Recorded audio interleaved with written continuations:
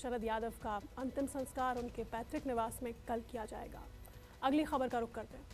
हिमाचल प्रदेश की सरकार ने अपने कर्मचारियों को लोहड़ी का तोहफा दिया है। सीएम सुखविंदर सिंह सुक्खू की कैबिनेट ने पहली बैठक में ही राज्य के कर्मचारियों के लिए पुरानी पेंशन योजना को बहाल करने का फैसला पारित कर दिया। इसी के साथ कांग्रेस ने अपना पहला चुनावी वादा पूरा कर दिया। इससे प्रदेश के सरकारी कर्मचारियों में खुशी की लहर है। सीएम सुक्खू ने कहा कि सरकार 1 लाख रोजगार देने को लेकर भी काम कर रही है। कांग्रेस पार्टी इस चुनाव में कुछ गारंटी लेके आई है। ये जो ओपीएस है, पुराना पेंशन, वो भी उसी मंत्रिमंडल के बैठक में तय किया जाएगा और आपके सामने लाएंगे। वो आपको वापस मिलेगा। ओपीएस हमने कहा कि पहली कैबिनेट में देंगे। जनता ने रिवाज नहीं बदला, कांग्रेस ने उसूल नहीं बदला। चुनाव में जो वादा किया सरकार बनते ही निभा दिया।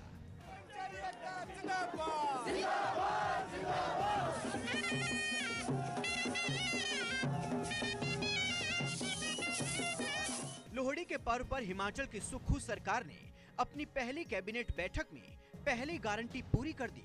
पुरानी पेंशन योजना की बहाली पर मंजूरी की मोहर लगा दी। जितने भी हमारे 1,36,000 कर्मचारी, चाहे वो बोर्ड्स के है, चाहे वो निगमों के है या कारपोरेशंस के है, जो भी पेंशन्स के तहत आते होंगे, उनको ओल्ड पेंशन स्कीम के तहत लाया गया है। तो सभी सरकारी कर्मचारी अधिकारियों को लोहड़ी का ये तोहफा हिमाचल प्रदेश की सरकार की तरफ से उन्हें दिया गया है। 1,36,000 जो कर्मचारी है आज लोहड़ी खूब धूमधाम से मनाएंगे। राज्य सचिवालय में हुई सीएम सुखविंदर सिंह सुक्खू मंत्रिमंडल की पहली बैठक में महिलाओं को 1,500 रुपए महीने पेंशन देने का भी फैसला हुआ। तो साथ ही 1 लाख लोगों को रोजगार दिलाने को लेकर भी मंत्रिमंडल ने एक कमेटी का गठन कर दिया है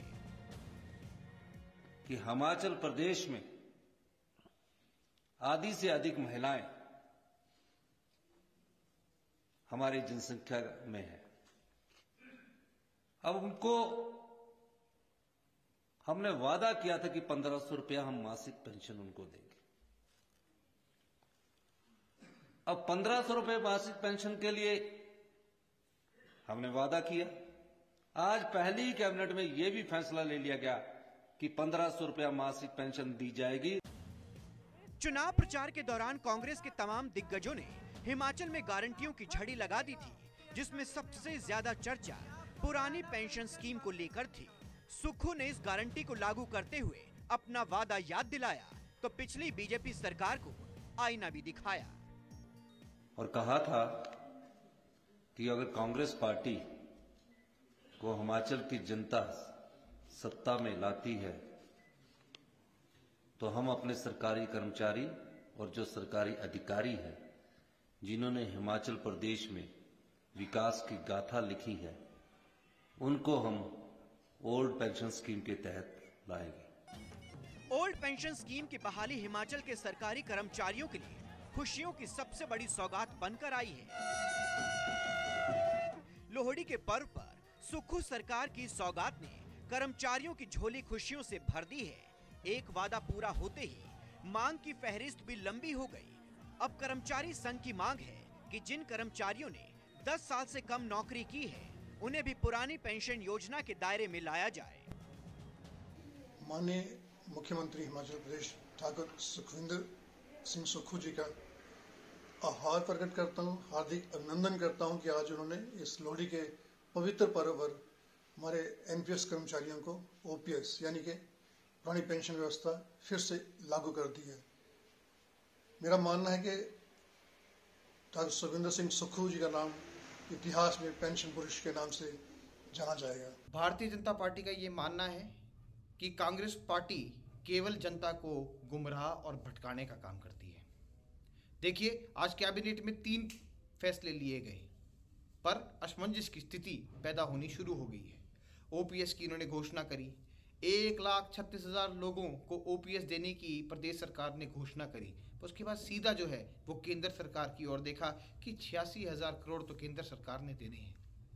केंद्र सरकार ने वो जो पैसा लिया है वो ऑलरेडी इन्वेस्टेड हो चुका है और वो राष्ट्र निर्माण की ओर चल जा चुका है। मीडिया रिपोर्ट्स के मुताबिक हिमाचल प्रदेश में सरकारी कर्मचारियों की संख्या लगभग 2,75,000 है।